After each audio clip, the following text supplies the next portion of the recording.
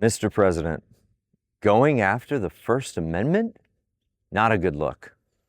Mr. President, it must make you feel incredibly powerful to deny American citizens their constitutional right to free speech and press. I gotta hand it to you, Mr. President, this one is a big one, and it's one of my favorites. So let's take a look at it. We're gonna look at Amendment 1 of the U.S. Constitution.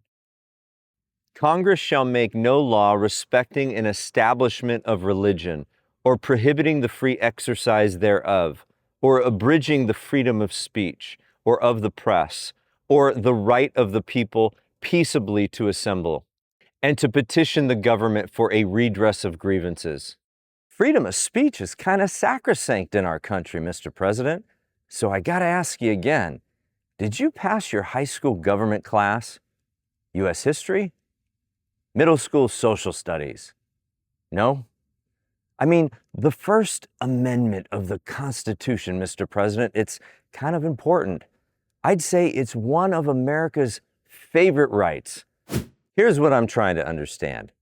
What kind of president in their right mind would deny American citizens their First Amendment rights?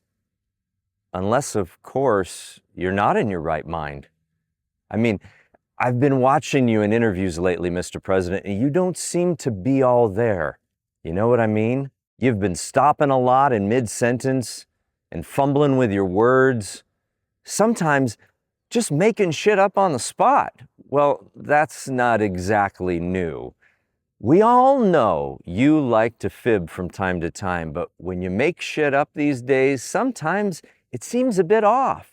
You don't seem to be tracking with your own lies anymore. You get easily confused. Before, you could lie with a straight face and come off a bit more believable. You had flair, Mr. President, pizzazz. I mean, in the old days, you could lie, manipulate, gaslight reporters, all while deflecting away from the question they were asking in a record 10 seconds or less. But lately, you're losing us, Mr. President, and don't get me started on Veterans Day. God bless America, land that I love. Stand beside her and guide her through the night with a light from above. From the mountains to the prairie.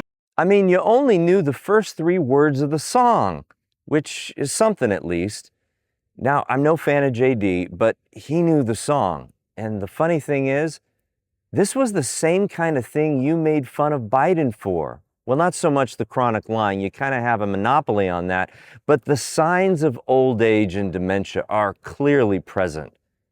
Americans are worried about you, Mr. President, me included.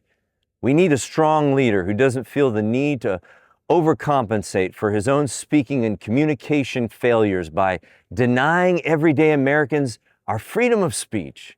Mr. President, it's just not a good look.